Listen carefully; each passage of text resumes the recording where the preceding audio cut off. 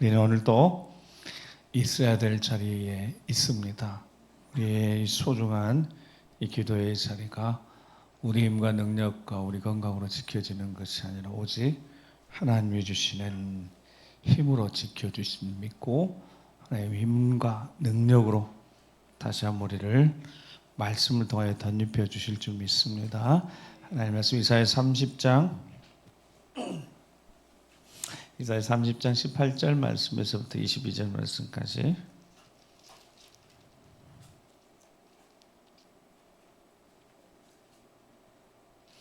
이사야 30장 18절에서부터 22절 말씀까지 교독하시겠습니다. 그러나 여호와께서 기다리시나니 이는 너에게 은혜를 베풀려 하시며 일어나시리니 이는 너희를 긍휼히 여기려 하심이라. 되죠? 여호와는 정의의 하나님이시라. 그를 기다리는 자마다 복이 있도다.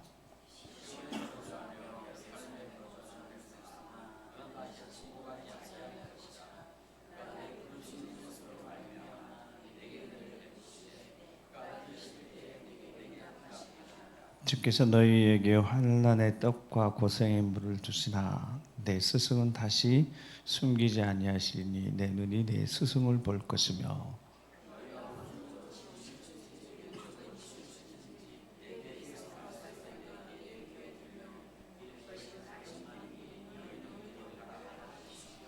또 너희가 너희 조각한 우상에 입힌 은과 부엄한 우상에 올린 금을 더럽게 하여 불결한 물건을 던진 같이 던짐에 이기를 나가라 하리라. 아멘. 할렐루야. 네.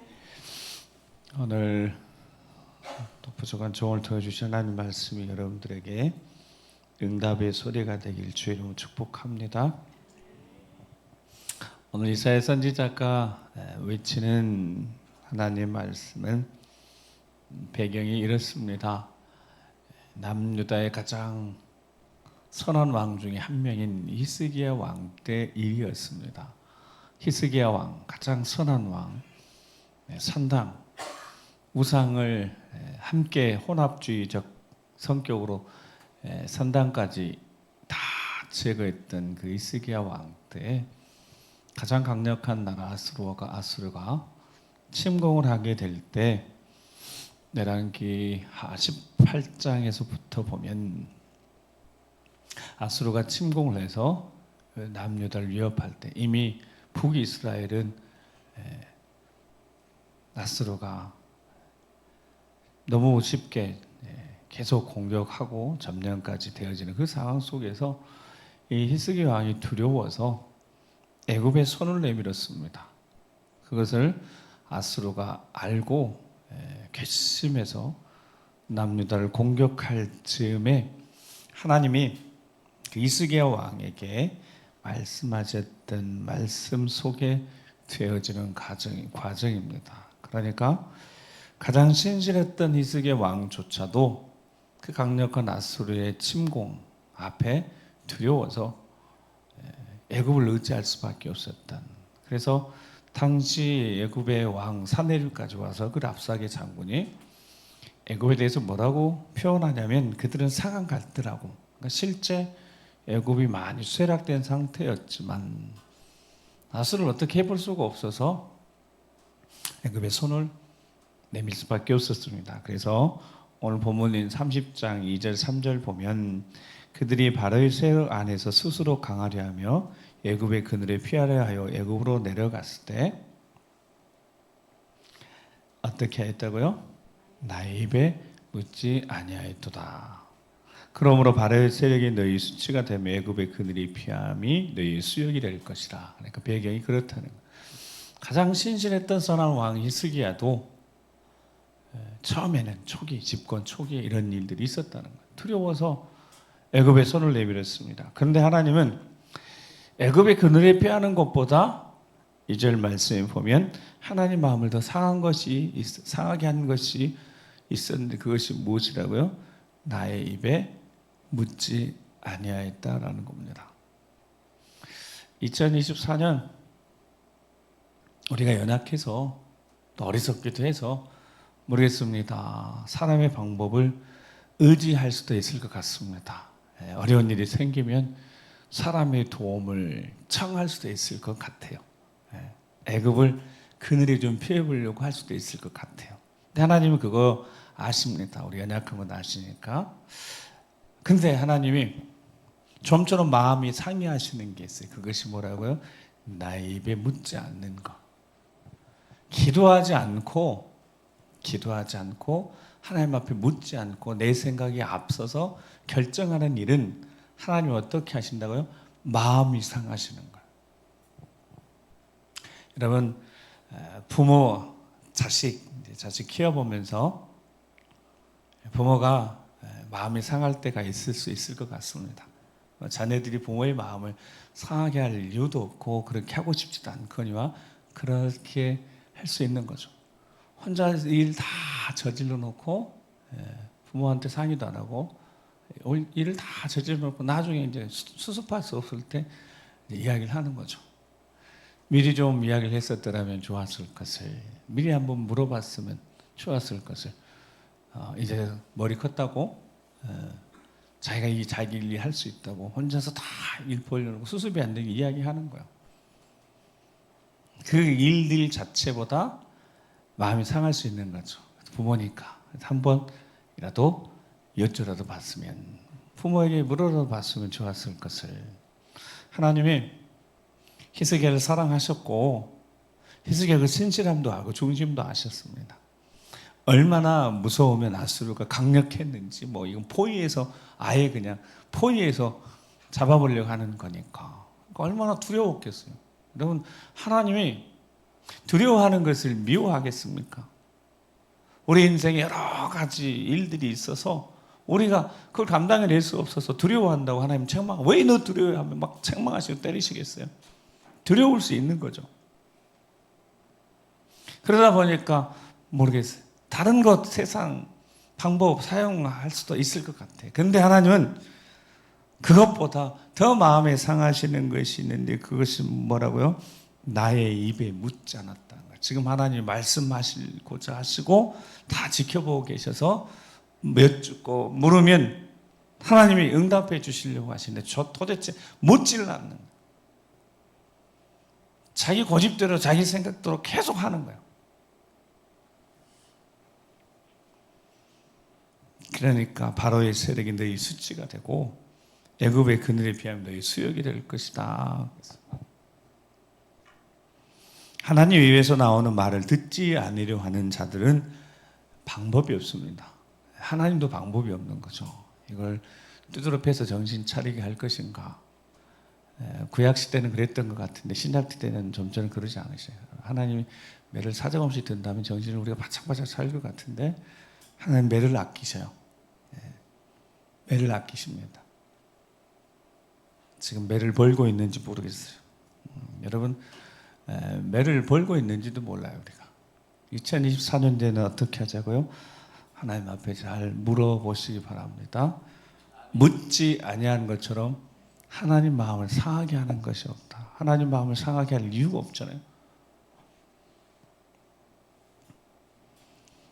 이사야 30장 15절 17절 계속 이어지면서 이렇게 말씀하십니다. 15절 말씀 같이 한번 읽어보겠습니다. 시작.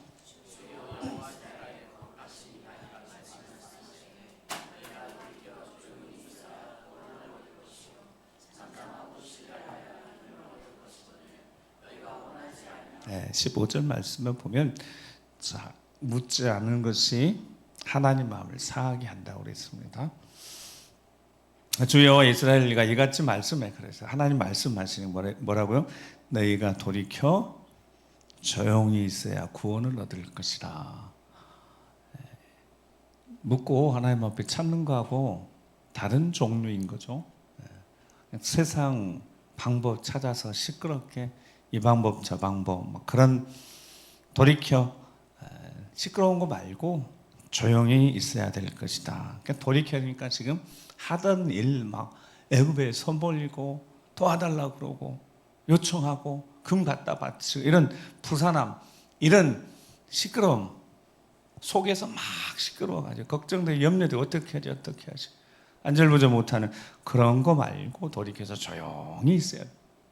하나님 아버지 앞에 잠잠하고 신뢰하여야 힘을 얻을 수 있대요.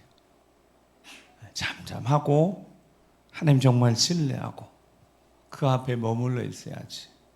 2024년도가 저는 분명히 표와 함께 하나님 우리에게 주신 승리를 미리 선포하며 시작했습니다. 여러분 삶 2024년 어떤 일이 벌어질지 저 잘 모르겠습니다. 근데 승리하는 비결은 이미 하나님이 다 말씀하시고 우리는 정말 잘 알고 있습니다. 우리는 올해도 어쩌면 우리도 모르는 사이에 하나님 앞에 먼저 구하지 못하고 우리 생각이 앞서서 무슨 일을 저질러 놓고 하나님 앞에 와서 이제 질질 짜면서 죄송해요. 하나님 앞에 하나님 어떻게 할 줄 모르겠어요. 하나님 말씀하셔. 미리 말씀하셨어요. 미리 말씀하셨어요. 어떻게요? 속에 시끄러운 소리, 염려, 근심 불안해하지 말고 조용히 살아계신 하나님 앞에 잠잠히 머물러 있길 바랍니다. 온전히 신뢰하시고 그 신뢰감이 나를 붙들 때까지 그대로 머물러 있으시길 바랍니다. 그리할 때 하나님이 역사하시는데, 자, 근데 그렇게 하지 않아요. 너희가 원하지 아니하고, 이게 중요해요. 원하지 아니하고 16절 이르기를 아니라, 잘 보세요. 16절 읽어보세요. 시작. 이르기를 아니라 우리가 말 타고 도망하리라 했으므로 너희가 도망할 것이요, 또 이르기를 우리가 빠른 짐승을 타리라 했으므로 너희를 쫓는 자들이 빠르리니 한 사람이 꾸짖은즉 1000사람이 도망하겠고 5이 꾸짖은즉 너희가 다 도망하. 너희 남은 자는 겨우 산 꼭대기에 깃대 같겠고 산마루 위에 깃이 같으리라 하셨느니라. 아멘. 즉 하나님 말씀을 기울인 자만 살아남습니다. 남유다에 대한 이야기, 이스라엘 망했고 남유다에 대한 이야기를 하시면 하나님 계속 하셨던 말씀이에요. 남은 자가 있다는 거예요. 살아남은 자가 있다는 겁니다. 하나님 그 이야기 계속 하셨어요. 어쩌면 그러니까 이 마지막 때 남유다 망하는 시점하고 세상 끝하고 이렇게 비교해서 보면 살아남은 자들이 있어요. 여러분 어떤 자들이 살아남겠어요? 하나님 말씀에 귀 기울인 자만 남겨집니다. 그리고 항상 그러했다고요. 조용히 하나님 앞에 겸손히 엎드린 자들만 살아남았습니다. 잠잠하고 신뢰하는 자들만 하나님이 구하셨기 때문에 그렇습니다. 자신의 생각 앞세우고 아까 뭐라고 아니라 내가 알아서 할 거다는 거예요. 말 타고 막 도망갈 거죠. 그런데 여러분 아수르의 말이 더 빠른 거예요. 나중에 바벨론 아수르 멸망하고 이후에 히스기야가 승리하면서 아수르도 넘어가고 나라가 바뀌어서 나중에 바벨론 히스기야 왕도 바뀌고 가지만 여러분 우리가 말 타고 달려갈 것이대요. 하나님 뭐라고 하셔요? 너를 쫓는 그 백성들이 말이 더 빠를 것이다. 하나님 말씀을 신뢰할 수 있기를 바랍니다. 자신들의 생각에 힘과 능력을 믿으면 큰일 나는 겁니다. 올 한 해 그렇게 살아가기를. 성경의 가장 극적인 장면 떠올리라면 딱 하나 떠오릅니다. 그게 열왕기상 17장, 18장, 19장 이어지는 엘리야 이야기입니다. 근데 엘리야가 전쟁에 이기고 난 다음에 지쳐가지고 호렙산까지 와서 엘리야의 생각이 뭐였다고요? 하나님 나만 남았어요. 선지자로 치면 그냥 나만 남은 자였다. 그 이야기를 로마서의 11장 2절 5절 이렇게 이야기합니다. 자, 로마서 11장 2절 5절 시작. 하나님이 그 미리 아신 자가 자기 백성을 버리지 아니하셨나니 내가 성경이 엘리야를 가리켜 말한 것을 알지 못하느냐. 그가 이스라엘 하나님께 고발하되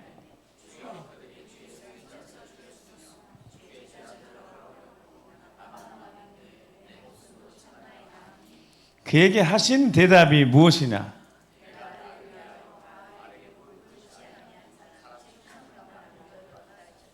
그런즉 이와 같이 지금도 은혜로 택하심을 따라 남은 자가 있느니라. 아멘. 바울은 이 본문을 유대인들의 구원에 대한 이야기를 하셨어요. 이 시대도 똑같은 거예요.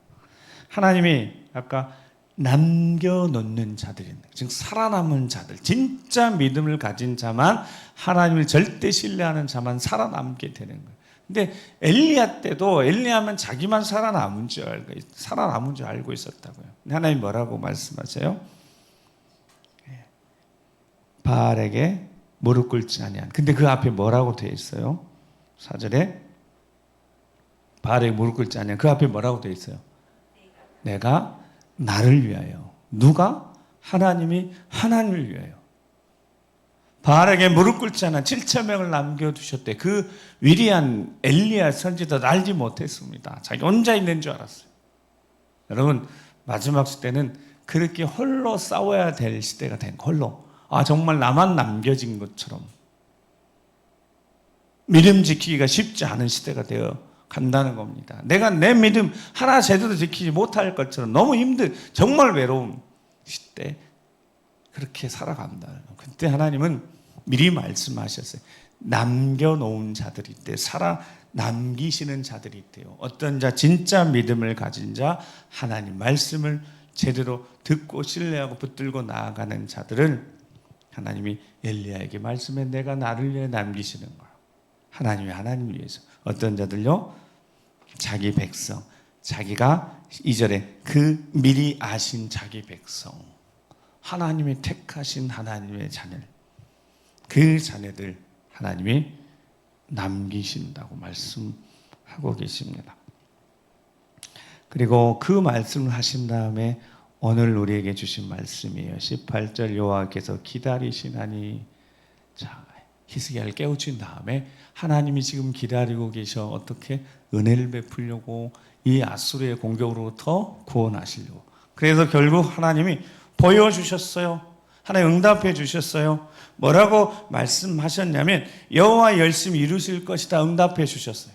그리고 실제 19장, 11개 19장 보면 하나님이 사자 보내서 18만 5천 명을 다 죽이셨어요. 사내립 쫓아버렸어요. 사내립은 자기 고국 돌아가서 아들한테 죽임 당했습니다. 그리고 아수르는 나라가 멸망하고 맙니다. 하나님 지금 기다리시는, 은혜를 베풀려고, 능력을 보여주시려고, 긍휼히 여겨주시려고 지금 기다리고 계십니다. 정의의 하나님이시니까. 그걸 보지 못하면 그의 하나님의 능력을 기대하고 하나님의 정의를 소망하며 기다리는 자에게 복이 있는데, 부르짖는 자에게 19절에 내게 응답하실 것이다. 그가 들으실 때 응답해 주실 줄 믿습니다. 그 응답이 되기까지 20절 보니까 주께서 너희에게, 이게 이제 힘든 거죠. 뭘 주신다고요? 환난의 떡과 고난의 물을 주시는 거예요. 힘든 시간이겠죠.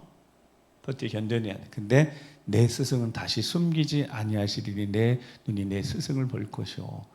여러분의 인생의 스승은 예수 그리스도 하나님 말씀인 줄 믿습니다. 그 말씀이요. 21절 읽어. 21절 시작. 너희가 오른쪽으로 치우치든 왼쪽으로 치우치든지 내 뒤에서 말소리가 내 귀에 들려 이르기를. 아멘. 바른 길, 좁은 길, 어려운 길, 힘든 길, 근데 길과 진리 생명이신 예수 그리스도 말씀을 예수님만 따라가면 됩니다. 그러면 하나님이 역사하십니다. 2024년도 간단한 겁니다.